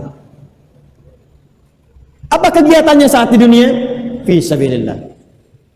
Nah, sekarang Bapak Ibu sekalian, fi sabilillah itu apa saja jenisnya? Satu, ada yang terkait dengan perjuangan militer. Ini yang disebut tingkatan pertama dalam jihad fi sabilillah. Tapi babnya ketat. Ingat, nggak boleh sembarangan setiap orang melibatkan diri untuk aktif dalam jihad dalam konteks militer. Ada babnya ketat sekali. Ada muftinya, ada qadhinya. Nggak bisa setiap orang menentukan ini jihad, nggak bisa. Harus lewat mahkamah. Ada ketentuan, ada bab, ada kaidahnya. Nah, ini kita contohkan yang telah dialami oleh para pahlawan kita di masa lalu. Jadi begitu Belanda datang, Jepang datang, Portugis sebelumnya datang, 1511 itu. Disusul kemudian oleh VOC masuk, di backup oleh Belanda, kemudian Jepang datang dan sebagainya. Ya, maka mulai para ulama kita tergerak kan. Di sini ada Hadrat Syekh Kiai Haji Muhammad Hashim bin Asy'ari. Ya, di Tasik ada Kiai Haji Zainal Mustafa, di Bekasi ada Kiai Haji Nur Ali. Semua ulama kita keluar. Apa antum kira para ulama itu keluar hanya sekedar untuk berjuang mempertahankan kedaulatan? Tidak. Yang pertama kali mendorong mereka untuk berjuang itu ini. Wala tahsabanna alladziina qutilu fi sabilillah. Yang pertama kali mendorong mereka untuk keluar itu apa? Man qatala litakuna kalimatullahi yal ulya. Maka mereka memperbaiki niatnya dulu. Keluarlah mereka sebagai pejuang, bikin resolusi jihad. Yang keluar itu resolusi jihad. Maka bonusnya apa? Bonusnya kedaulatan terjaga. Bonusnya lahir NKRI. Gitu. Jadi orang Islam itu dimanapun ada di setiap tempat pasti menjaga kedaulatan tempatnya. Maka berbahagialah satu negeri, berbahagialah satu bangsa yang di dalamnya ada umat Islam, diberikan kesempatan beribadah, mendalami agamanya. Demi Allah saya katakan, tidak akan pernah ada negeri di muka bumi ini, ada bangsa yang ada umat Islam di dalamnya, kecuali dia akan sangat cinta dengan tanah airnya. Takbir. Ya, jangan pernah disoal. Ya, saya pernah ditanya, Ustadz, bagaimana hubungan Pancasila dengan syariat Islam? Saya bilang hubungannya baik-baik saja, tidak ada masalah. Jadi kalau umat Islam itu ada di satu negara, pasti dia menjaga kedaulatannya. Dia akan cinta bangsanya. Dia akan makmurkan bangsanya. Nah, itu yang menjadikan keluar, iman yang menyuruh dia kemudian untuk bergerak, itu yang dia jadikan fi sabilillah. Makanya keluar di lisannya kalimat Allah. Innamal mu'minuna alladzina idza dzukirallahu. Karena dalam kalbunya ada Allah, keluarnya Allah. Apa teriakan Bung Tomo dari sini ketika memberikan motivasi untuk berjihad itu, berjuang itu? Allahu Akbar. Semua ketika keluar kalimatnya Allahu Akbar, Allahu Akbar, Allahu Akbar. Itu yang menjadikan wa ma ramaita idz ramaita walakinna Allah rama. Gimana ceritanya bambu runcing bisa mengalahkan senjata canggih pada masa itu? Siapa yang menggerakkan orang-orang Islam mau berinfak pada masa itu? Syekh Faraj bin Marta. Ya, orang-orang yang lainnya dengan hartanya. Siapa yang menggerakkan Syekh Ahmad Surkati berinfak dengan ilmunya, berjuang dengan ilmunya? Yang terus berkembang dengan Syekh Ahmad Dahlan mendirikan Jamiah Muhammadiyah. Asalnya Jamiatul Khair itu. Ya, yang didirikan 13 Jumadal Ula itu. 1905 di Tanah Abang itu di Jakarta. Terus berkembang nanti karena kumpul di situ para habaib, kumpul para ulama. Kiai Ahmad Dahlan itu pendiri Muhammadiyah, nama asalnya Muhammad Darwish. Beliau keturunan Nabi sallallahu alaihi wasallam itu. Ya, termasuk keturunan Nabi. Kiai Haji Ahmad Dahlan itu waktu mau berangkat ke Tanah Suci, berbarengan dengan saudara beliau, ya, Kiai Haji Muhammad Hashim bin Asy'ari, setelah ngaji dengan Kiai Haji Soleh Darat, ya, kemudian berangkat ke Tanah Suci, nanti pulang ganti nama jadi Kiai Haji Ahmad Dahlan dari Muhammad Darwish bin Kiai Haji Abu Bakar bin Kiai Ilyas bin Kiai Sulaiman bin Demang Jurang Juru Kapindo bin Demang Jurang Juru Sapisan bin Kiai Gerebek, ya. Nah, Kiai Gerebek itu nyambung nanti nasabnya ke siapa? Syekh Ahmad Jumadil Kubra. Syekh Ahmad Jumadil Kubra nyambung ke Syekh Azmat Khan. Azmat Khan nyambung ke siapa? Ke Ali Zainal Abidin. Nyambung ke Sayyidina Husain, ya, radhiyallahu taala anhu. Nyambung ke siapa? Ali bin Abi Thalib. Ya, beliau siapa? Suaminya Fatimah Az-Zahra bintu Muhammadin sallallahu alaihi wasallam, bin Abdullah bin Abdul Muttalib bin Hashim bin Abdul Manaf bin Qusay bin Murrah bin Kilab bin Ka'ab bin Ghalib bin Fihr bin Malik bin Madar bin Kinana bin Khuzaimah bin Mudrika bin Ilyas bin Nizar bin Mudar bin Ma'ad bin Adnan bin Adli bin Muqawwam bin Nagur bin Tarikh bin Ya'rub bin Yasjub bin Ismail alaihi salam bin Ibrahim alaihi salam bin Azar atau bin Nagur bin Adil bin Kinan bin Arfakhshan bin Sam bin Nuh bin Matusalah bin Mikhlail bin Matushala bin Kinan bin Anwas bin Tis bin Adam alaihi salam. Itu nasabnya Kiai Haji Ahmad Dahlan. Jadi beliau mendirikan Muhammadiyah itu yang akan milad 18 November ini karena apa? Karena fi sabilillah. Fi sabilillah. Kiai Haji Muhammad Hashim bin Asy'ari mendirikan Nahdlatul Ulama karena apa? Fi sabilillah. Keluar resolusi jihad fi sabilillah. Bung Tomo fi sabilillah. Ya, Syekh Farad bin Marta fi sabilillah, semua fi sabilillah. Bukankah akhirnya menjadi pahlawan? Pahlawan kan? Dan diakui oleh negara. Pangeran Diponegoro fi sabilillah, Imam Bonjol fi sabilillah, Cut Nyadin fi sabilillah. Antum jangan salah ya ikhwan, ajarkan pada anak-anak kita. Islam mengajarkan kita mencintai negeri, berjuang, tapi niatnya adalah lillah. Bonusnya adalah lahirnya negara kesatuan Republik Indonesia. Makanya dalam pembukaan undang-undang di preambul diakui kalimat Allah. Kita itu merdeka atas apa? Atas berkat rahmat Allah yang Maha Kuasa. Itu mau ditafsirkan apa oleh antum? Bacanya Allah, atas berkat rahmat Allah yang Maha Kuasa, dan dengan didorongkan oleh keinginan luhur. Dari dulu sudah pengen keinginan luhur untuk merdeka, cuman berkat dan rahmat Allah yang menjadikan itu tercipta. Kapan berkat rahmat Allah itu turun? Fi sabilillah. Poinnya. Makanya para ulama kita itu paham ketika berjuang pengen punya nilai akhirat. Gak mungkin mereka ujuk-ujuk keluar berjuang begitu saja. Itulah tingkat tertinggi militer. Berjuang ikut sampai kemudian wafat. Darah merahnya keluar. Ya, ada yang diwafatkan dengan pakaiannya. Ya, ada dalam kesempatan dikuburkan dengan kafannya yang tidak langsung gugur di medan perangnya. Maka kafan putih itu menyatu dengan darah yang merah, menyulam kemudian merah putih jadi bendera kita. Di situ ada merah darah perjuangan, putih kain kafan. Mesti ingat kita dengan itu. Maka diingatkan setiap lihat bendera, setiap tahu, setiap dengar kisah. Yang diperbaiki akidahnya dulu. Ini bab akidah ini kawan. Iman itu bab akidah. Jadi tidak mungkin ada amal, tidak mungkin ada muamalah kecuali dalam Islam selalu diikat dengan akidah. Akidah ini yang mengantarkan kita mendapatkan rahmat Allah. Jadi ikatan rahmat akhirat itu diikatnya dengan akidah dulu. Kapan minum jadi amal soleh? Kalau akidahnya benar. Kapan makan jadi amal soleh? Kalau akidahnya benar. Akidah itu yang terikat dalam kalbu kita dan menuntun kita untuk mengatakan Bismillahirrahmanirrahim. Jadi orang sekarang kalau mau berjuang pun belajar dulu, nggak ujuk tiba-tiba jihad meledak sana sini, itu nggak betul ya. Awas ya, kalau ada yang seperti itu jangan diikuti ya. Ya, ada yang ngajak-ngajak melakukan tindakan kekerasan, jauhi, tinggalkan. Dulu waktu ada kejadian bom di Jalan Tamrin tuh, dan kita berdoa semoga tidak terjadi lagi yang demikian tuh. Itu saya sedang ngajar di Lampung tuh. Itu pertanyaan orang Lampung pertama kali, kalimatnya masih jelas itu terngiang. Ustaz, apakah bom di Jalan Tamrin termasuk jihad fi sabilillah? Saya bilang, Pak, sependek pengetahuan saya, jihad fisabilillah itu jihad di jalan Allah, bukan di jalan Tamrin.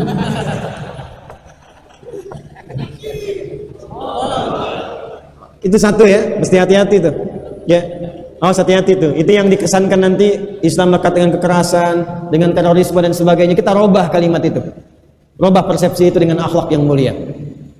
Dua, kalau belum ditemukan ini atau tidak ada ini, maka ada amal yang kedua yang kalau dikerjakan statusnya langsung naik jadi fi sabilillah, dan kalau wafat sedang mengerjakan itu langsung wafatnya sebagai syahid syuhada. Yang kedua ini talabul ilmi wa ta'limihi menuntut ilmu dan mengamalkannya. Babnya muta'allim dan mu'allim. Karena itu para ulama kita itu rata-rata kalau mengarang kitab, mereka akan mengarang dengan bab ini dulu, bab ilmu dulu. Karena memang status tertingginya ini. Kalau nggak ada aksi militer, tuntutan militer, maka tempat tertinggi masuknya kemana? Bab pengetahuan. Quran surah 9 ayat 122, At-Taubah ayat 122. Ayat ini turun sebagai info dari Allah. Kalau tidak ada peluang untuk yang ini, maka peluang menuntut ilmu menggantikan langsung posisi yang pertama yang ini. Wa ma kana al-mu'minuna liyanfiru kaffah falawla nafara min kulli firqatin minhum ta'ifatun liyatafaqahu fid din wa liyunziru qaumahum idza raja'u ilaihim la'allahum yahdharun. Dan tidak semestinya orang beriman itu pergi semua ke medan juang pada aksi yang pertama, tuntutan pertama. Falawla nafara min kulli firqatin minhum ta'ifah, maka hendaknya ada di antara sekian orang beriman itu yang meluangkan waktunya liyatafaqahu fid din, untuk mempelajari tuntunan agamanya. Ketika ayat ini turun, maka semua komentar ahli tafsir semuanya sama. Bahkan Al-Imam Al-Maraghi punya tafsir namanya Tafsir Al-Maraghi 15 jilid. Apa kata beliau? Ketika tuntutan militer ini belum ada, maka status tafaqquh fid din menempati urutan yang pertama. Jadi setiap ada peluang tafaqquh fid din dan kita hadir di dalamnya, kemudian wafat di situ, Allahu Akbar, maka statusnya syahid. Statusnya apa? Syahid. Tapi apakah setiap majlis ilmu itu menjadi peluang untuk tafaqquh fid din? Belum tentu. Majlis bagaimana yang menjadikan semua kegiatannya fi sabilillah, yang kalau wafat nilainya tafaqquh fid din menjadi syahid. Maka pindah ayatnya ke Quran surah ke-58 Al-Mujadalah ayat yang ke-11. Ya ayyuhalladzina amanu, pelan-pelan, idza qila lakum tafassahu fil majalisi fafsahu yafsahillahu lakum. Izin sebentar, kita sampai jam berapa ini? Masih ada waktu? Oh, baik. Sampai subuh. Oh, silahkan antum itikaf sampai subuh ya. Saya sampai 9 selesai. Ya, teruskan sebentar, pelan-pelan. Hei semua orang beriman, kalau di-share kepada Anda, diinfokan share. Sekarang kan musim share ya. Share, like, and subscribe. Kadang-kadang di komen. Kalau diinfokan kepada Anda atau meluaskan saf, ada majlis-majlis. Apa itu majlis? Majlis itu bukan sekedar tempat. Majlis itu dari kata jalasa, jalasa yajlisu. Ya. Wa jilsatan wa julusan. Jilsan wa jilsatan wa julusan, fa huwa jalisun. Tempatnya disebut majlis. Apa artinya jalasa? Jalasa itu bukan duduk. Bukan duduk. Asalnya berpindah dari tempat yang rendah ke tinggi. Jadi kalau Anda duduk di bawah, saya minta pindah ke kursi. Orang Arab fasih mengatakan tafaddal ijlis. Kalau pindah tempat dari tinggi ke rendah, mereka mengatakan tafaddal uqud. Saya berdiri diminta duduk, tafaddal uqud ya Ustaz. Karena itu kalau orang nggak bisa sholat berdiri, dia duduk. Nah di Quran nggak disebut julusan, disebutnya qu'udan. Quran surah keempat ayat 103, fa idza qadaytumus salata fadhkurullaha qiyaman wa qu'udan. Quran surah ketiga Ali Imran ayat 191, alladzina yadhkurunallaha qiyaman wa qu'udan. Kalau nggak bisa berdiri, duduk. Tapi kalau pindah tempat dari yang rendah duduk jadi tempat yang tinggi, disebut dengan julus, jalasa, tempatnya majlis. Kenapa tempat menuntut ilmu disebut dengan majlis? Ingin memberikan pesan kepada kita, kalau Anda mau ngaji, kalau ingin menuntut ilmu, kalau ingin sifatnya fi sabilillah, carilah majlis-majlis, tempat-tempat belajar yang mengangkat derajat Anda tinggi di hadapan Allah Subhanahu wa taala. Jadi bukan tempat biasa. Apa yang diangkat itu? Gak usah ditafsirkan, ayatnya teruskan. Yarfa'illahu alladhina satu amanu minkum walladhina utul ilma darajat. Syarat yang pertama, Anda thalabul ilmi, Anda belajar, Anda mendalami agama, maka cari majlis kata Allah pertama yang mengangkat iman Anda di hadapan Allah, menguatkan iman. Jadi kalau Anda belajar, datang menuntut ilmu, cari tempat-tempat yang membuat Anda dekat dengan Allah. Anda bisa rajin tahajud, Anda lihat ustadznya langsung ingat Allah, lihat ustadznya langsung ingin taubat, Anda tergerak untuk baca Quran, Anda pengen menghafal Quran, Anda pengen puasa, meningkatkan iman.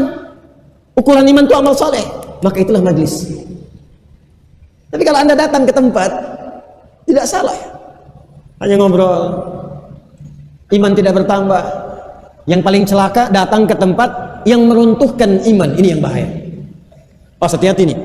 Ya, Nabi sudah mengingatkan jauh-jauh hari, ada di hadis Muslim jilid yang pertama. Imam Nawawi pernah mensyarah Sahih Muslim 9 jilid. Jilid pertama Kitabul Muqaddimah, hadis nomor 11 sampai 12. Kata Nabi, sayati unasun yuhaddithunakum bima lam tasma'uhu wa yasma'unahu aba'ukum iyyakum wa iyyahum.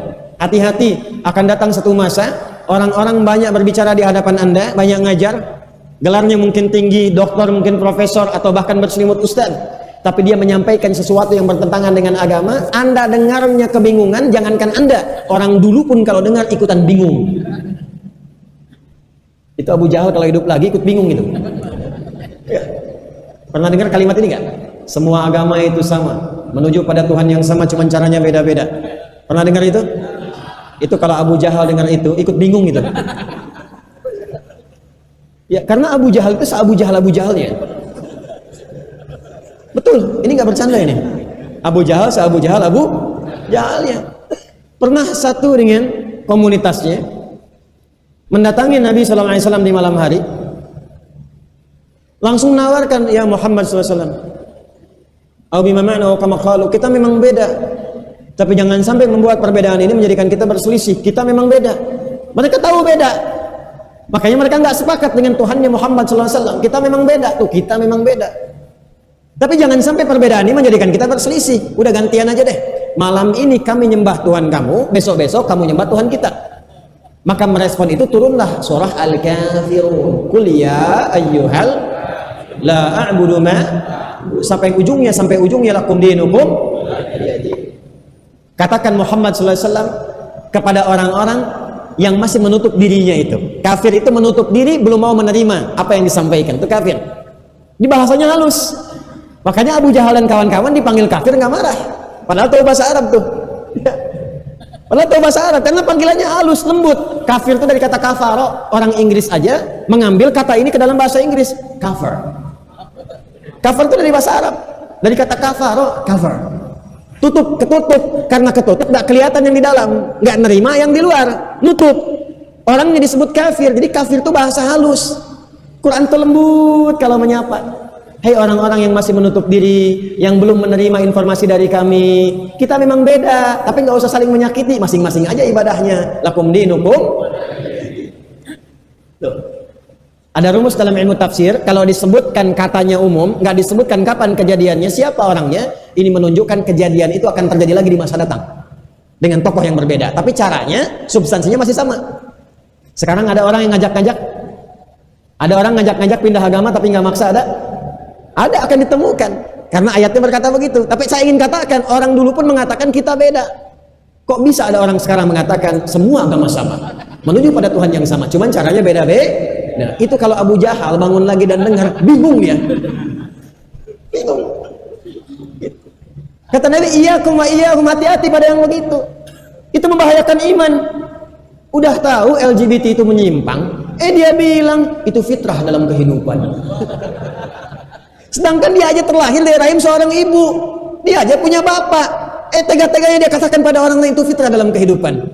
Kita dakwahin, kita ajak-ajak supaya sembuh, kita fasilitasi supaya sehat, dia bilang itu fitrah. Sementara suaminya sendiri nggak mau disebut homo, istrinya nggak mau disebut lesbi, di keluarganya dia jaga-jaga, pada orang lain, keluarga orang lain dia katakan itu fitrah. Itu bahaya. Dan biasanya orang-orang seperti itu, kata Al-Quran, kata-katanya itu bagus, kalimatnya menarik, logikanya cantik. Al-Baqarah ayat 204. Wa minan nasi may yu'jibuka qawluhu fil hayatid dunya wa yashhadullaha ala ma fi qalbihi wa huwa aladul khisam. Hati-hati, ada orang yang kalau bicara kata-katanya menarik, retorikanya cantik, kadang logikanya seperti masuk ke akal, padahal di dalamnya ada racun yang membahayakan. Itu musuh yang paling bahaya. Nah, kalau ada yang begitu, majlisnya jangan dipenuhin. Ini orangnya menyoal jilbab, dibikin stadium general. Ini orangnya nyeleneh, orangnya kontroversial, orangnya menyoal syariat, kok dibikin seminar? Padahal ayatnya jelas mengatakan, Quran surah keempat An-Nisa ayat 140. Kalau Qurannya masih kitabnya. Kalau Quran masih kitab kita, maka Allah berfirman, "Wa qad nazzala 'alaikum fil kitabi an idza sami'tum ayatillahi yukfaru biha wa yustahza'u biha fala taq'udu ma'ahum hatta yakhudu fi haditsin ghairi innakum idzan mithluhum." Hati-hati. Innallaha jami'ul munafiqina wal kafirina fi jahannam jami'an. Dan aku tegaskan, kata Allah, qad litahqiq, aku tegaskan. Perhatikan baik-baik kalimatnya. Wa qad nazzala 'alaikum fil kitab, telah tetap ketentuan, aku tegaskan ketentuan dalam Al-Qur'an. An idza sami'tum ayatillahi yukfaru biha. Kalau Anda pernah mendengar seseorang mengingkari ayat-ayat Allah, memotong-motong, menyalahgunakan, wa yustahza'u biha, atau minimal mengolok-ngolok, dia olok-olok tentang ajaran dalam Islam, fala taqudu ma'ahum, jangan dicela. Jangan dicela. Karena mencela yang sudah tercela itu buang-buang energi. Gak usah dicela. Itu indahnya Islam tuh. Jangan balas dengan celaan. Jangan hinakan. Jangan ribut berdebat. Cukup kata Al-Quran, fala taqudu ma'hum, tinggalkan, jangan sertai. Kalau ceramah gak usah ditonton. Kalau tayang di YouTube gak usah di-subscribe. Kalau nulis buku gak usah dibeli. Kalau ada di TV gak usah ditonton. Boikot aja sampai dia sadar. Sampai dia sadar. Kalimat Qurannya indah sekali. Bukan untuk menghinakan dirinya, tapi untuk menyadarkannya sampai dia sadar bahwa itu salah. Ketika dia sadar, dia kembali. Kalau sudah kembali, jadikan teman lagi. Jelas sampai di sini? Maka jangan cari majlis-majlis yang bahkan menghancurkan keimanan seorang hamba. Cari yang meningkatkan iman. Kedua, ilmu. Iman meningkat kuat, bagus. Ilmu kosong, bahaya. Saya tobat, ya Allah, saya akan meningkatkan sholat, iman saya mulai menguat. Besok saya sholat subuh nggak apa-apa 3 rakaat. Nggak bisa. Pasti ada ilmu. Nah, ilmu ini yang menjadikan iman kuat.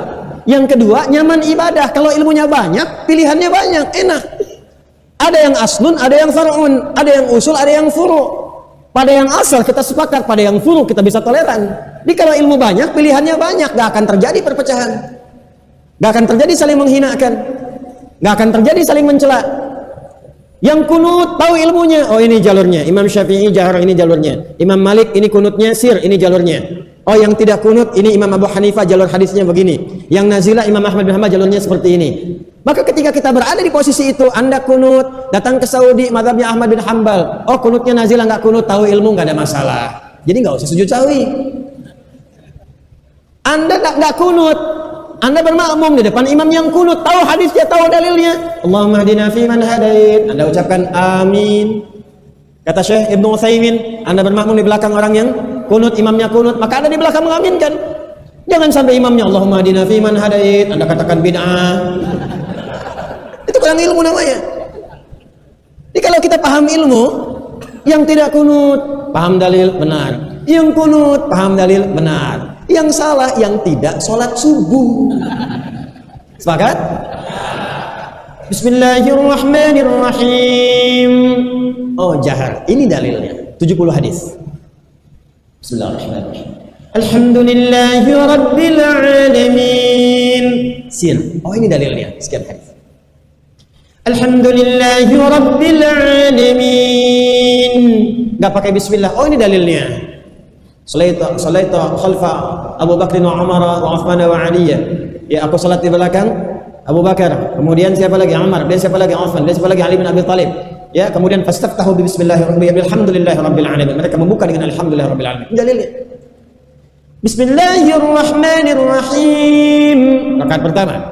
Rakaat kedua, alhamdulillahirabbil alamin. Oh, dalilnya ini Abu Hurairah. Nabi baca dijaharkan rakaat pertama, selanjutnya nggak dibaca lagi. Ternyata baca bismillahirrahmanirrahim ada 4 cara. Pertama jaharkan, kedua silent, yang ketiga nggak dibaca sama sekali, yang keempat baca jahar, yang rakaat keduanya nggak dibaca sama sekali. Paham dalil, nggak ada masalah. Bismillahirrahmanirrahim. NU kayaknya ini. Alhamdulillahirabbil alamin. Muhammadiyah nih. Alhamdulillahirabbil alamin. Wahabi. Kapan selesainya? Kalau nanti setiap waktu begitu, nggak bisa jadi pahlawan kita. Babnya sudah khatam itu, sudah selesai babnya. Mau sujud, kenapa masih diributkan telapak dulu atau lutut dulu?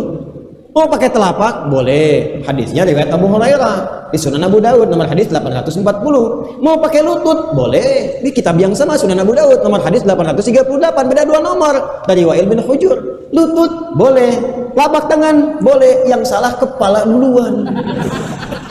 Babnya sudah ada. Nah, dengan meningkatkan wawasan, ngaji, ilmunya makin mendalam, toleransi makin tinggi. Yang tidak sesuai dengan standar Quran dan Sunnah, kita tinggalkan. Tapi nggak usah berselisih, nggak usah saling mencela, nggak usah dikerjakan, cukup tinggalkan, selesai. Jangan sampai perbedaan itu menjadikan Anda tak bisa minum teh bersama. Ya, itu saja. Jelas? Nanti babnya diskusi, ngobrol. Ya, tak kenal maka ta'aruf, bukan tak sayang. Kan Anda kalau kenal isi tetangga tidak harus sayang. Ya, ta'aruf, kenali babnya, kenali fikihnya, kenapa baca ini, kenapa baca itu, paham ilmu, itulah majlis. Yarfa'illahu alladhina amanu minkum walladhina utul ilma. Sifatnya tafaqquh fiddin, pahami. Catat. Kalau nggak sempat catat, ingat. Kalau ingatan kuat, nggak apa-apa nggak nyatat. Imam Syafi'i dulu ikut majlis, nggak pernah nyatat, diingat semua. Ini kayaknya keturunan Imam Syafi'i semua nih. Imam Syafi'i semua nih. Imam Syafi'i itu barokah ibunya tuh. Ya, makanya sama ibu berbakti betul tuh. Ibu jaga betul. Ya, karamah itu di ibu tuh luar biasa. Imam Syafi'i itu dari ibu. Imam Ahmad bin Hanbal dari ibu. Imam Al-Bukhari dari ibu itu. Al-Bukhari juga sama, mewarisi kecerdasan, salah satu turunan sama tuh. Beliau bukan dari turunan Imam Syafi'i, tapi nasabnya nanti tersambung ke atasnya itu dari turunan yang ke atas. Ya, ketemu di nanti nasab-nasab yang dengan Nabi ke atasnya.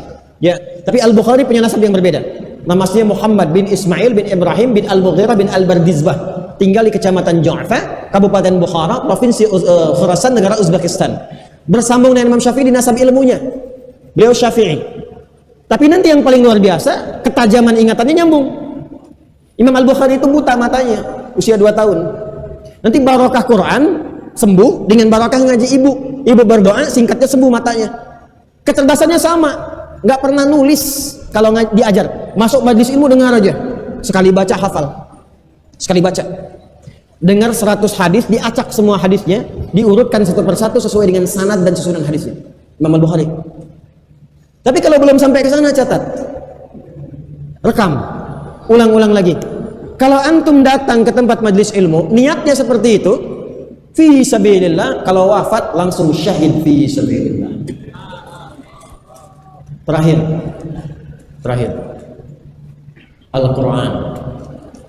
Saya ulangi, Al-Quran. Jangan pisahkan hidup kita dari Al-Quran.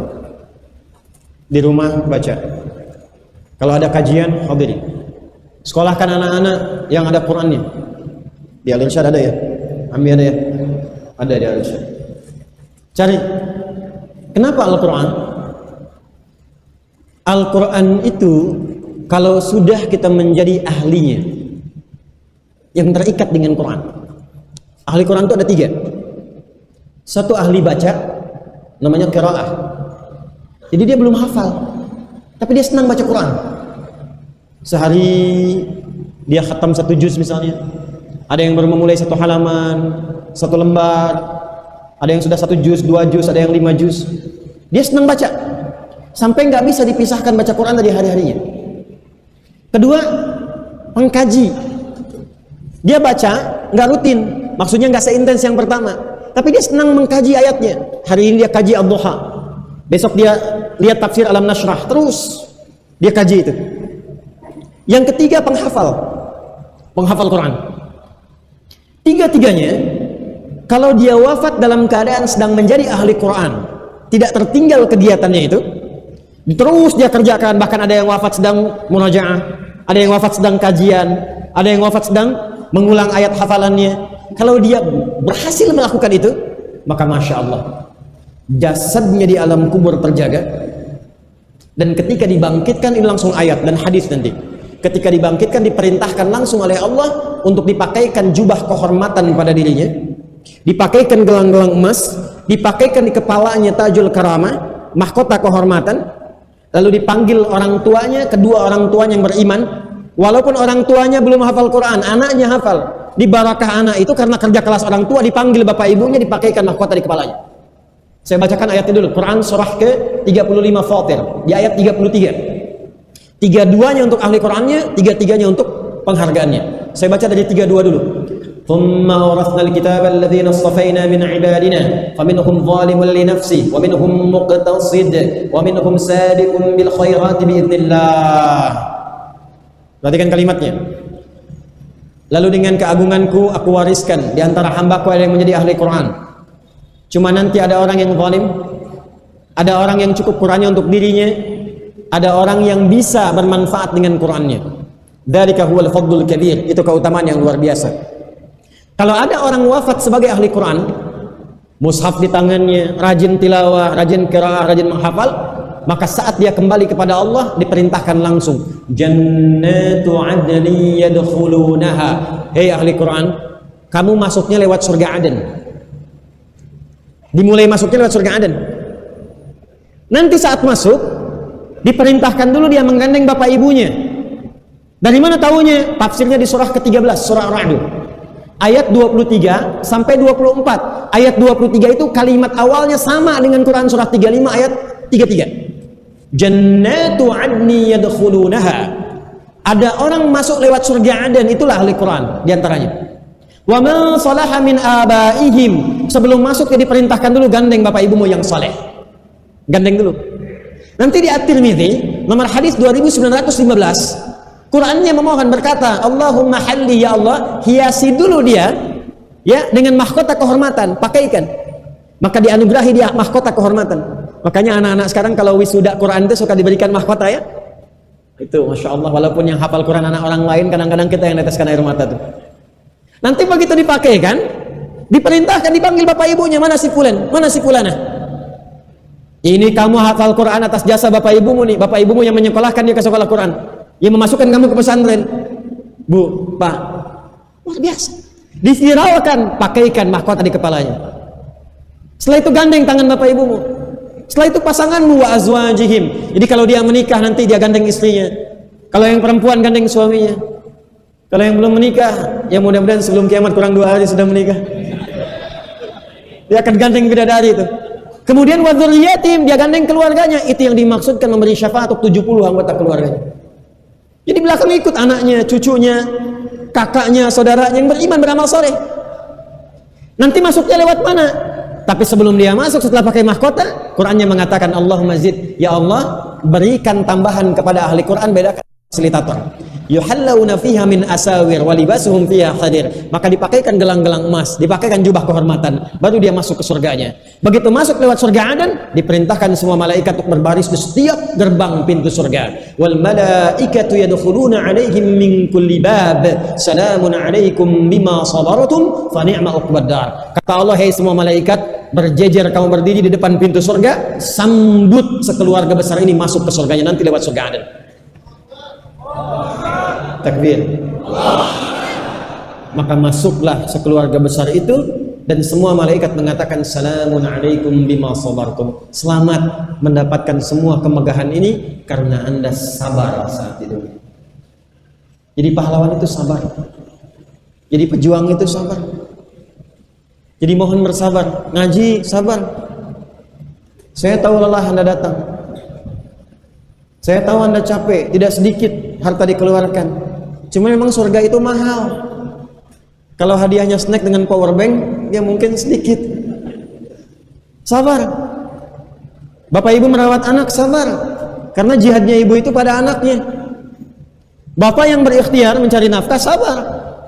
Karena itu pun masuk dalam bab fisabilillah. Kalau diniatkan karena Allah, itu fisabilillah. Jangan dikira mencari nafkah itu bukan fisabilillah, fisabilillah. Setiap rupiah yang diinfakkan, kalau di hadis dinar yang diinfakkan, itu karena Allah itu nilainya tinggi. Dan karena itu diminta seorang istri taat kepada suaminya. Ya? Antum yang mencari ilmu sabar. Menghafal Quran sekarang sabar. Maka terakhir, bagaimana kita meneruskan legasi pejuang di masa lalu? Sekarang kita doakan, semoga Allah merahmati mereka, memberikan ampunan kepada mereka, menerima amal soleh mereka, memuliakan keluarga besar mereka. Plus kita pun mesti terus mendoakan dan memberikan inspirasi kepada keluarga besarnya. Kita sampaikan keluarga-keluarga yang pejuang di masa lalu itu isi sekarang. Jangan kurangi nilai perjuangan mereka, jangan kurangi nilai ibadah mereka dengan bertindak sesuatu yang tidak pantas. Anak pejuang kita muliakan, tapi kita doakan juga untuk meneruskan perjuangannya. Tugas kita sekarang mengisi perjuangan yang telah diawali oleh orang tua kita, sekarang kita isi dengan nilai-nilai kemuliaan. Ayo, sekarang berubah niatnya. Litakuna kalimatullahi yal 'aliyah. Niatkan untuk ibadah. Keluar dari masjid ini, kerjanya untuk ibadah. Kalau ibadah, pasti jujur. Antum jadi apapun gak ada yang korupsi. Karena li-nya ini bismillah, ikhlas, niat karena Allah. Apa ada orang korupsi nyebut bismillahirrahmanirrahim? Apa ada yang mau mencuri mengatakan bismillahirrahmanirrahim? Silakan berjuang. Jadi tentara, bismillah. Jadi polisi, bismillah. Jadi insinyur, bismillah. Jadi pilot, bismillah. Isi kemerdekaan ini dengan berkarya sebaik-baiknya, tapi bagi orang Islam, niatkan untuk ibadah. Takbir. Jangan tanggung. Kalau kaya sekaya-kayanya, nanti hartanya pakai untuk ibadah. Yang kurang mampu, ada skema sedekah, ada zakat, ada infak. Makanya bangga di negeri itu kalau banyak muslimnya. Kalau muslimnya benar, ya maaf, yang orang Islam support supaya kaya. Pedagangnya supaya kaya. Kalau dia kaya, Islamnya benar, hartanya dipakai untuk bersedekah, untuk ibadah. Maka kemiskinan akan berkurang. Kefakiran akan hilang. Itu yang terjadi dulu. Apa yang menggerakkan Syekh Farad bin Marta? Apa yang menggerakkan para pedagang-pedagang dulu, syarikat dagang Islam, Haji Saman Hudi, ada persaudaraan dari Solo sampai dengan ke Banten, sampai dengan ke Surabaya, sampai kemana-mana. Apa yang menyebabkan mereka bisa ikhlas berinfak? Orang Aceh mengumpulkan harta itu untuk beli pesawat pertama. Apa yang menggerakkan mereka itu? Lillah. Babnya itu ibadah. Nah sekarang kita tinggal isi. Maka isi dengan sila ketiga dulu, persatuan Indonesia. Persatuannya lillah, fa asbahtum bi ni'matihi ikhwana. Maka sekarang coba kompak, bikin database sekarang. Berapa orang Islam yang ada di sini? Siapa yang pedagang? Bikin aplikasi. Sekarang kan zamannya aplikasi. Masa nggak ada yang pintar satupun di sini? Wilayah Ampel sini, bikin aplikasi. Ya, yang orang Ampel di sini semuanya bikin. Nanti siapa yang pedagang beras, siapa yang pedagang sayuran, siapa yang jualan buah-buahan, siapa yang jual pakaian, klik di situ, beli ke situ, hidupkan itu. Kan diputarnya ke situ juga. Sepanjang ada di sini, nggak usah keluar dulu. Nanti zakat yang keluar isikan di sini. Tu'khadhu min aghniyaihim wa turaddu 'ala fuqaraihim. Skema zakatnya ngalir, skema jual belinya ngalir, daerahnya makmur, ekonominya hidup. Kalau nggak ada baru keluar. Itu hadis. Persaudarakan dulu. Wah ini warga sini belinya keluar, sininya nggak hidup. Yang muslim jualan nggak pernah dibeli. Ya silakan beli ke non muslim nggak ada masalah, beli ke muslim nggak ada masalah. Silakan. Tapi yang dimaksudkan adalah niatkan semua karena ibadah dan bangun sesuai itu punya nilai di hadapan Allah Subhanahu wa taala. Siap insyaallah? Yang terakhir saya tutup niatkan untuk mendapatkan syafaat Rasulullah sallallahu alaihi wasallam. Hadis sahih Al-Bukhari nomor hadis 7510 75110 dari Anas bin Malik radhiyallahu taala anhu. Datang sekelompok orang Irak ingin mendapatkan hadis dari Nabi sallallahu alaihi wasallam. Nabinya sudah wafat sepeninggal Nabi. Maka ingin datang ke tempatnya sahabat Anas bin Malik radhiyallahu taala anhu. Secara singkat mampir di sahabat Thabit radhiyallahu taala anhu, beliau sedang salat duha. Begitu selesai duha, Thabit bilang saya pengen ikut. Maka bertemu dengan sahabat Anas bin Malik radhiyallahu taala anhu, didudukan di dipan beliau. Dulu punya dipan. Makanya orang tua kita dulu kalau bangun rumah tingkat maksudnya rumah panggung gitu, kan depannya suka ada dipan itu yang dianyam itu ya. Nah dulu ilustrasinya demikian. Maka didudukkanlah di dipan itu, saling duduk memuliakan. Ya jadi kalau ada kawan sahabat muliakan tuh, jangan dibilang jauh-jauh, kita kenal datangi, dekati. Maka beliau bertanya, kami ingin mendengar tentang hadis syafaat. Maka disampaikanlah kemudian pada saat di hari kiamat, idza kana yaumul qiyamati, maka saat yaumul kiamat itu terjadi, semua orang kemudian berkeluh kesah, gelisah, pengen cepat dihisab, ketakutan, kekhawatiran dan sebagainya.